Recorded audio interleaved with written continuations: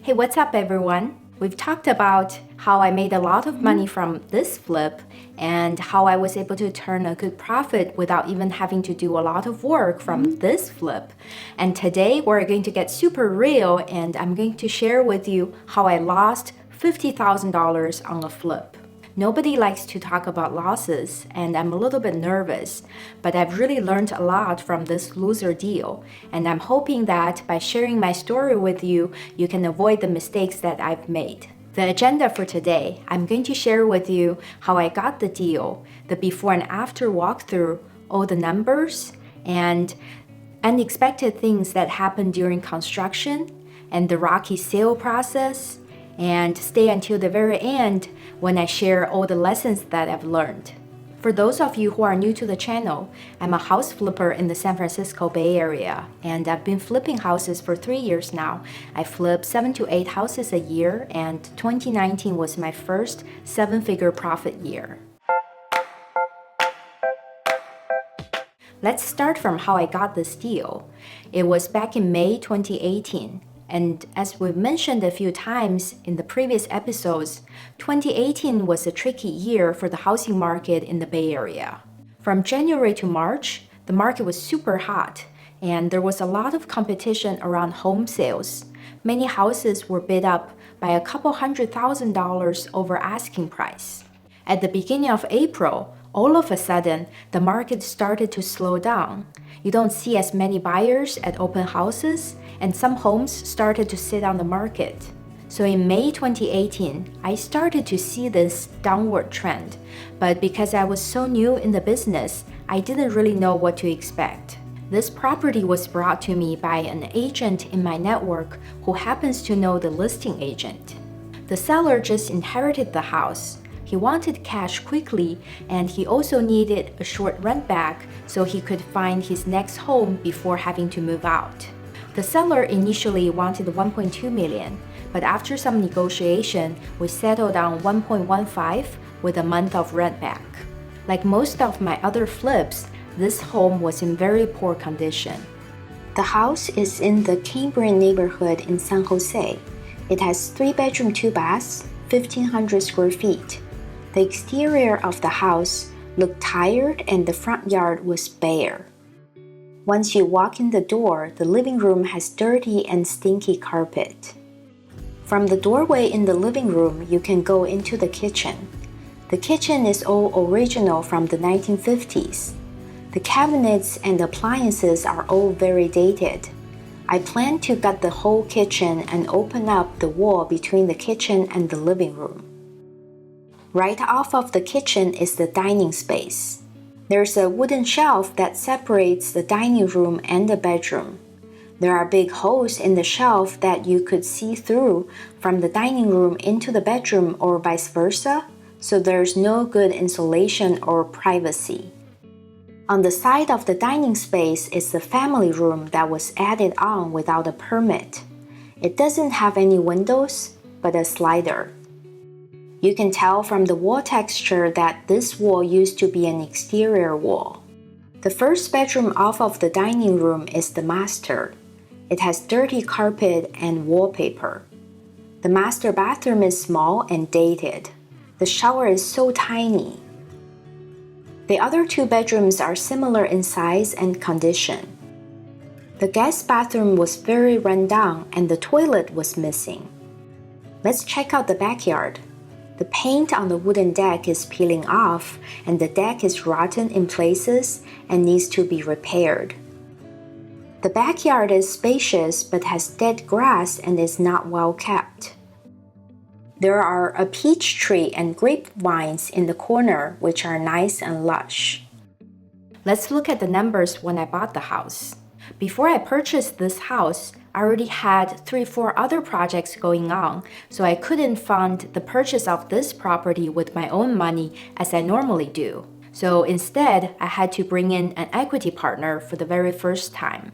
If you are wondering how you can leverage a private money lender or an equity partner to flip houses without using your own money, check out this video.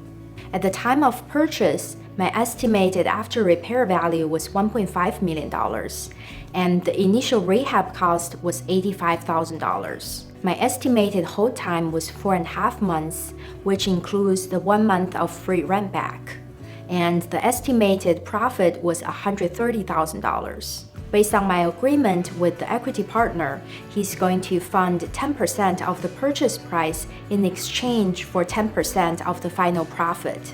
Once the construction started, I started to notice some details of the house that I didn't pay attention to. For example, in the sunroom turned into addition, the wall texture is very rough and it's different from the wall texture in the rest of the house. And the slider going into the backyard looked fine when I inspected it originally, but then we realized that it didn't operate very well. So our original renovation budget of $85,000 had to increase to $97,000 to cover all these additional costs. And the estimated profit went from $131,000 to $119,000. When the construction is almost done and we cleaned up our front yard, I started to notice because the entrance of the house is on the side. On your way from the front yard to the entrance, you pass by the neighbor's house and you could see the neighbor's side yard because part of the fence is missing. The neighbor's side yard is not the prettiest, so I decided to install new fences to cover it up. And that increased our renovation budget from $97,000 to $99,000. So the total profit went from $119,000 to $117,000. And it was really not fun because it directly affected the equity partner's payout. I was very lucky that the equity partner was very kind and accommodating, but still, every time when I had to adjust the renovation cost, I felt really bad that I had to go to the equity partner and tell him that he had to adjust his expectation. Once the construction was all done, let's see what the house looked like after the remodel. We repainted the exterior and put in sod and new plants.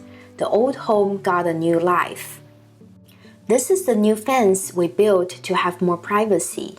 We also painted the path and the porch and added plants to make the entrance more inviting.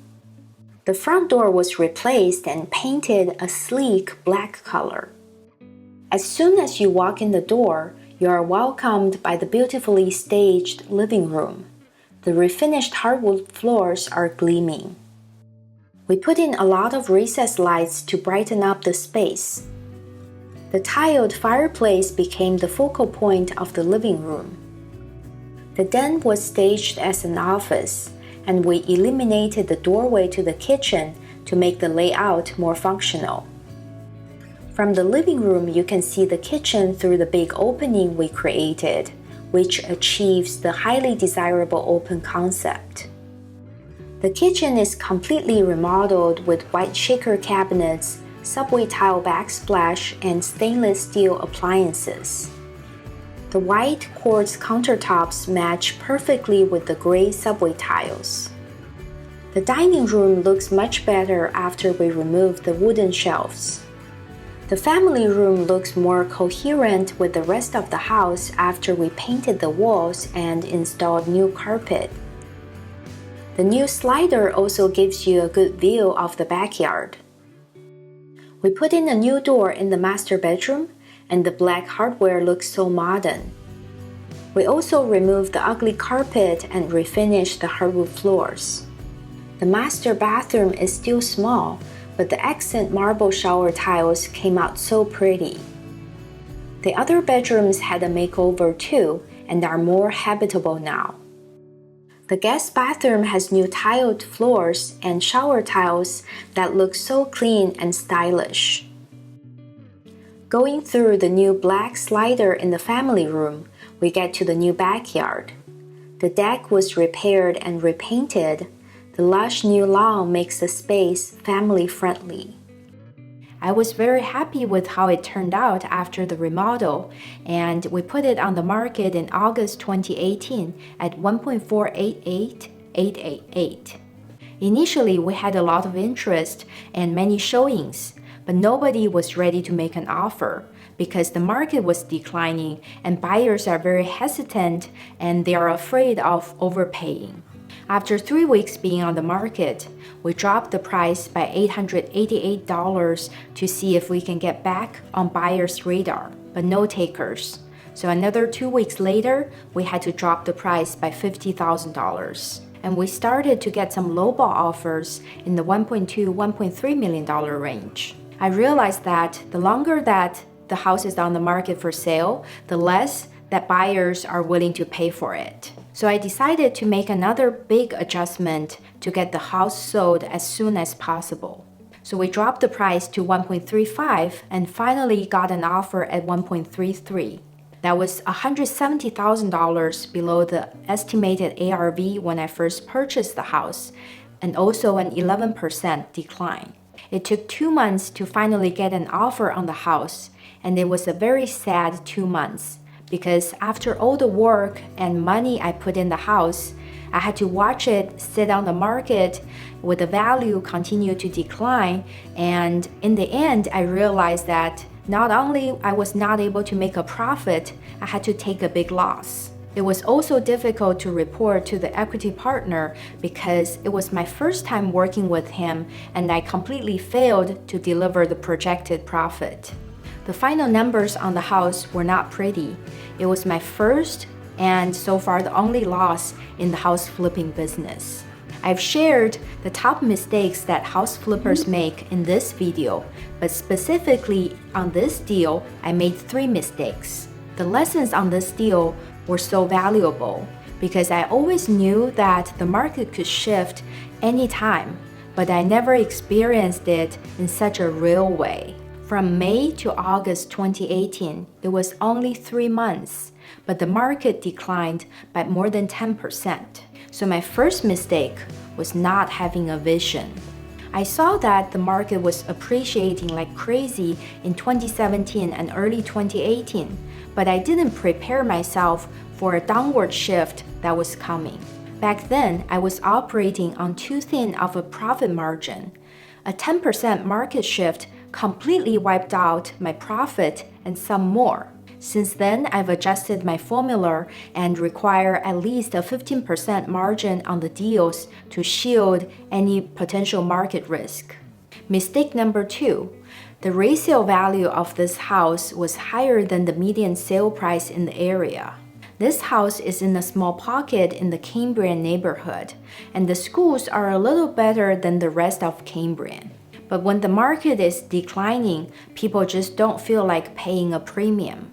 As we mentioned before, homes that are more expensive than median home prices in an area tend to have a smaller buyer pool and takes longer to sell even in normal market conditions. So when the market is declining, these homes are not going to be as desirable as the homes that are in lower price points. Mistake number 3, not budgeting for unexpected costs. As I've mentioned earlier, my construction budget went up twice by $140,000 total, and I didn't budget for any unexpected cost, and that was part of the reason why I had a huge loss on this deal. If you enjoyed this episode, hit the like button below and don't forget to subscribe. Thank you so much for watching. See you next week.